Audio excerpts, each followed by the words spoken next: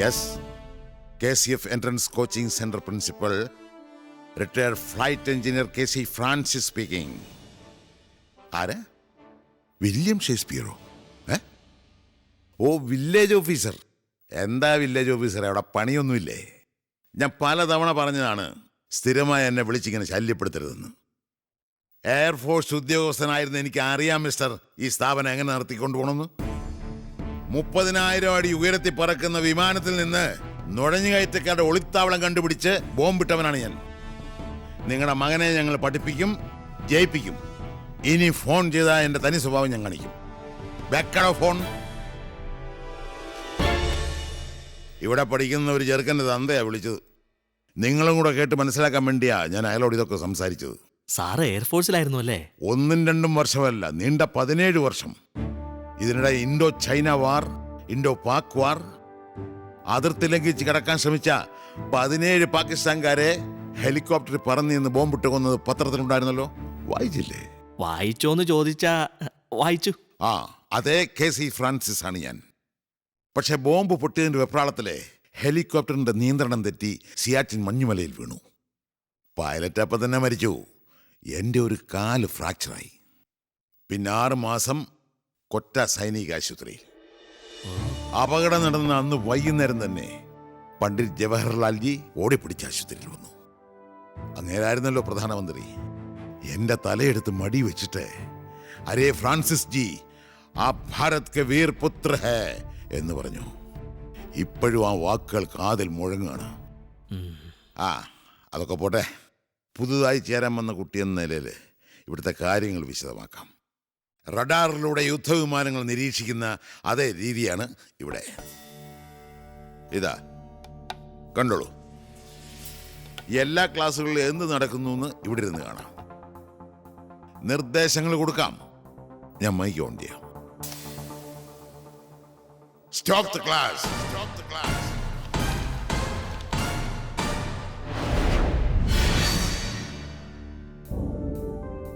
Teachers, this is only a demonstration. Now you can continue the class. 3 ക്യാമറകളാണ് ഓരോ class റൂമിലും വെച്ചിരിക്കുന്നത്. ഒന്ന് അധ്യാപകനെ കാണാൻ, മറ്റ് 2 കുട്ടികളെ വിശദമായി കാണാൻ. നോക്കൂ.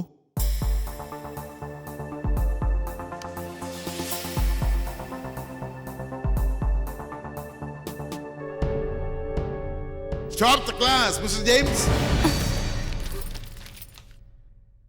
എവിടെ നോക്കിയാണ് മിസ്റ്റർ നിങ്ങൾ ക്ലാസ് എടുക്കുന്നത്? പെൺകുട്ടികളുടെ ഭാഗത്തുള്ള 2ാമത്തെ റോയിലെ 2ാമതിരിക്കുന്ന പെണ്ണ് ഉറങ്ങുന്നത് കണ്ടില്ലേ നിങ്ങൾ? അവളോട് ഇങ്ങോട്ട് വരാൻ പറയൂ.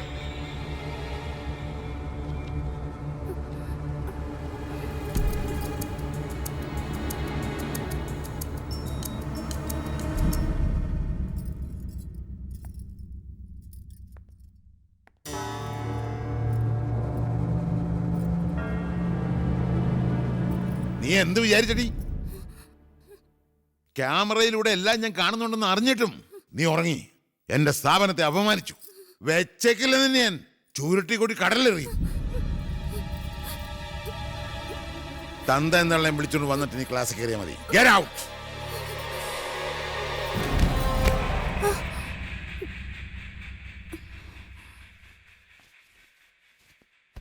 നോ. ഈ നശു നമ്മൾ സ്ഥിരമായി വിളിക്കാറുള്ള ആംബുലൻസ് വിളിക്കൂ. സ്നേഹം കൊണ്ട് പറയാണ്. കുട്ടികൾ ബോധം കെട്ട് വീഴുന്നത് ഇവിടെ ആദ്യമായിട്ടൊന്നുമല്ല. ചെറിയ സർക്കിളിലാണെങ്കിലും പുറത്ത് ഇത് സംസാര വിഷയമായിട്ടുണ്ട്. അധ്യാപകർ അന്തകന്മാരല്ല, അഭ്യുദയകാംക്ഷികളാണെന്ന് കുട്ടികൾക്ക് തോന്നണം. അന്തകൻ എന്നുദ്ദേശിച്ച തന്നെ ആയിരിക്കും. കുഴപ്പമില്ല. എത്രയോ പാകിസ്ഥാൻകാരുടെ അന്തകനായിരുന്നല്ലോ ഞാൻ. പഠിക്കാൻ വരുന്ന കുട്ടികൾ പാകിസ്ഥാൻകാരല്ല സർ.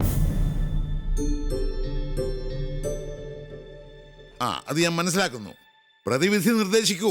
എക്സ്ട്രാ കരിക്കുലർ ആക്ടിവിറ്റീസ് ഒന്നും ഇവിടെ നടക്കുന്നില്ല. പഠിത്തം അതുമാത്രം. ഭൂരിഭാഗം കുട്ടികളും അനാവശ്യമായ സ്ട്രെസ് അനുഭവിക്കുകയാണ്.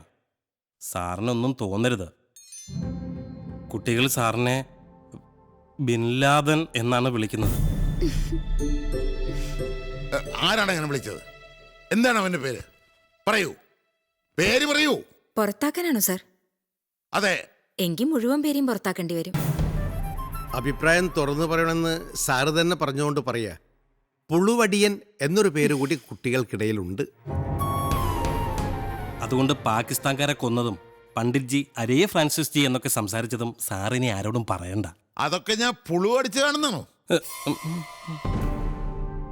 ഓക്കേ ഓക്കേ, പുതിയ നിർദ്ദേശങ്ങൾ പറയൂ. പഠിക്കുന്നവരും പഠിപ്പിക്കുന്നവരും തമ്മിൽ ഒരു സൗഹൃദാന്തരീക്ഷം ഉണ്ടാവണം. പരീക്ഷയ്ക്ക് മുൻപ് കുട്ടികൾ കുറച്ചുകൂടി റിലാക്സ്ഡ് ആവണം. ചെറിയൊരു എക്സ്കർഷൻ വേണമെങ്കിൽ ആവാം, അല്ലെങ്കിൽ കുട്ടികളെ പങ്കെടുപ്പിച്ച് കലാപരിപാടികളാവാം. അങ്ങനെ അവരുമായിട്ട് അടുക്കാൻ പല വഴികളുണ്ട്. അതിലെനിക്ക് വിരോധമൊന്നുമില്ല. പക്ഷെ അമിത സ്വാതന്ത്ര്യം അപകടമാണ് എന്ന് മാത്രം ഓർക്കുക. കുറച്ച് നാളുകളായി ഒരു മൂളിപ്പാട്ട് പാടാൻ പോലും ഞാൻ അവനെ സമ്മതിക്കാറില്ല. എന്നിട്ടിപ്പോൾ എൻട്രൻസിന് തയ്യാറെടുക്കുന്ന കുട്ടികളെ കൊണ്ട് നിങ്ങൾ പാട്ടും കുത്തും ചെയ്യിച്ചു. ഇത് ചന്തയല്ല മിസ്റ്റർ. അനുവാദം ചോദിച്ചിട്ട് വേണം അകത്ത് വരാൻ. ഇത് ചന്തയേക്കാൾ മോശം സ്ഥലമാണ് മിസ്റ്റർ. ചന്തയിൽ നടക്കാത്തതായി ഇവിടെ നടന്നത്. 2 കൊല്ലമായി ഞാൻ ഫീസ് കൊടുക്കുന്നത് അവനെ പാട്ട് പഠിപ്പിക്കാനല്ല. പാട്ടും മണ്ണാങ്കട്ടയൊന്നും ഇവിടെ ആരും പഠിപ്പിച്ചില്ല. പിള്ളേരുടെ സ്ട്രെസ് കുറയ്ക്കാൻ വേണ്ടി എന്തെങ്കിലും കലാപരിപാടി വേണമെന്ന് എല്ലാവരും പറഞ്ഞു. ഞാൻ സമ്മതിച്ചു, അത്ര തന്നെ. അവനെ ഇവിടെ ചേർക്കുമ്പോൾ തന്നെ ഞാൻ പറഞ്ഞതാ, പാട്ടിൻ്റെ അസുഖമുള്ളവനാ, ഒരിക്കലും പാടിക്കരുതെന്ന്. ഞാൻ പാടിച്ചതല്ല മിസ്റ്റർ. സത്യം പറഞ്ഞ എന്നെ ഈ സ്ഥാപനത്തെ കളിയായിക്കൊണ്ടുള്ള പാട്ടായിരുന്നു. എങ്കിലും ഞാനത് ആസ്വദിച്ചു. കുട്ടികളുടെ സർഗവാസനയെ അങ്ങനെ കഴുത്ത് ഞെരിച്ചു കൊല്ലുന്നത് ശരിയല്ല. എൻ്റെ മകൻ്റെ കാര്യത്തിൽ തെറ്റും ശരിയും നിശ്ചയിക്കുന്നത് ഞാനാണ്. നിശ്ചയിച്ചോ?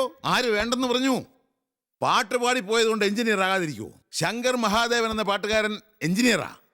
വയലിനിസ്റ്റ് ലാൽ സുബ്രഹ്മണ്യം ഒരു ഡോക്ടറാ. ആയിക്കോട്ടെ, പക്ഷെ ഒരു കാര്യം നിങ്ങൾ ഓർക്കണം, എല്ലാ പാട്ടുകാരും വയലിനിസ്റ്റുകളും എഞ്ചിനീയറും ഡോക്ടറും ആയിട്ടില്ല. ശരി, ഇയാൾക്ക് ഇപ്പൊ എന്താ വേണ്ടേ? എൻ്റെ മകൻ്റെ എൻട്രൻസിന് വല്ലതും സംഭവിച്ചാലുണ്ടല്ലോ.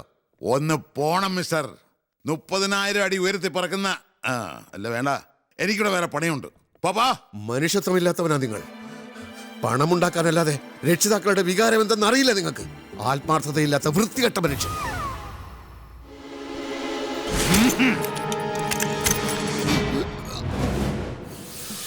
hands up, out, get out.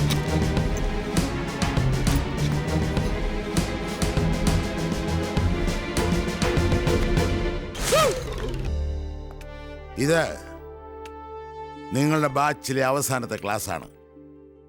ഇനി നിങ്ങൾക്ക് മുമ്പിൽ പരീക്ഷ മാത്രമാണുള്ളത്. സമയം അമൂല്യമാണ്. അലസത ഒരിക്കലും പാടില്ല. അലസന്റെ മനസ്സ് പിശാചിന്റെ പണിപ്പുരയാണെന്ന് ഓർമ്മ വേണം. There is no shortcut to success. There is no substitute for hard work. ഞാൻ പാകിസ്ഥാൻകാരെ സോറി, ഒരു ചോദ്യത്തിന്റെ മുന്നിലും നിങ്ങളുടെ കൈ വിറയ്ക്കരുത്. ശത്രുവിനെ വെടിവെച്ചിടുന്ന ആത്മസംതൃപ്തിയോടെ നിങ്ങൾ ഓരോ ചോദ്യത്തെയും പേന കൊണ്ട് നേരിടണം. പണ്ഡിറ്റ് ജി പറഞ്ഞതുപോലെ അല്ലെങ്കിൽ വേണ്ട. So prepare for A battle. Entrance പരീക്ഷയിൽ എനിക്ക് ഏറ്റവും ഇഷ്ടപ്പെട്ട ചോദ്യങ്ങൾ ഞാൻ പറയാം. Take down. A bullet is fired from a gun. The force on the bullet is given by F equals 600 minus 2 into 10 raised 5t.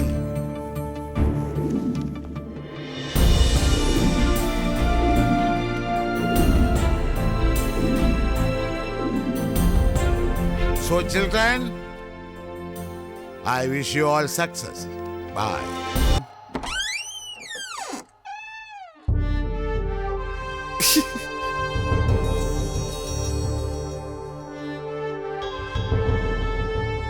Good morning. നിങ്ങൾ fees തന്നു, ഞങ്ങൾ പഠിപ്പിച്ചു. പിന്നെ ഇവിടെ ഇങ്ങനെ കറങ്ങി നടക്കുന്നത് എന്തിനാ? ശല്യപ്പെടുത്താനൊന്നും വന്നതല്ല, കിടന്നിട്ട് ഉറക്കം വരുന്നില്ല. സ്ലീപ്പിംഗ് പിൽസ് വാങ്ങിച്ച് കഴിച്ചാൽ മതി. അതല്ല, ബുധനാഴ്ച റിസൾട്ട് വരുമെന്ന് പത്രത്തിൽ കണ്ടു. ഞാനും കണ്ടു. ചിലരൊക്കെ പറഞ്ഞു സാറിന് റിസൾട്ടൊക്കെ നേരത്തെ കിട്ടുമെന്ന്. അത് വെറുതെയാ. അല്ല, റിലയബിൾ സോഴ്സ് എന്നാണ് അറിഞ്ഞത്. അല്ലെങ്കിലും നേരത്തെ അറിഞ്ഞുകൊണ്ട് എന്താ പ്രയോജനം? ഒരു വീർപ്പ് മുട്ടൽ. അതാദ്യം കളയണം. ഒരു റിസൾട്ട് കൊണ്ട് ലോകമൊന്നും അവസാനിക്കാൻ പോകുന്നില്ലല്ലോ. 7 or 8 യുദ്ധങ്ങളിൽ തോറ്റ രാജാവ് പിന്നെയും മടങ്ങി വന്ന് തിരിച്ചടിച്ച് വിജയിച്ച കഥകളൊന്നും കേട്ടിട്ടില്ലേ? ഞാൻ രാജാവല്ലല്ലോ സാർ, ഒരു പാവം വില്ലേജ് ഓഫീസറല്ലേ. മനക്കരുത്തുണ്ടെങ്കിൽ തെരുവ് തണ്ടിക്കും കൊട്ടാരത്തിലെത്താം. എന്തോ മിസ്റ്റർ വിശ്വൻ, നിങ്ങളുടെ അനാവശ്യമായ ആകാംക്ഷ നിങ്ങളെ മാനസികമായി തകർക്കേ ഉള്ളൂ. ഇല്ല സാർ, എനിക്ക് ഒട്ടും ആകാംക്ഷയില്ല. എത്രയോ പേർ പരീക്ഷ എഴുതുന്നു, ചിലർ പാസ്സാവുന്നു, ചിലർ തോക്കുന്നു. അത് സാധാരണ സംഭവമല്ലേ? അങ്ങനെ സംയമനം പാലിക്കുന്ന ആളാണ് നിങ്ങളെങ്കിൽ തീർച്ചയായും പാലിക്കും സാർ. എങ്കിൽ പറയാം, നിങ്ങളുടെ മകന് ഇത്തവണ എൻ്റെ രക്ഷയില്ല. വാക്ക് പാലിക്കണം. പോയോ? പിന്നെയും പോയോ?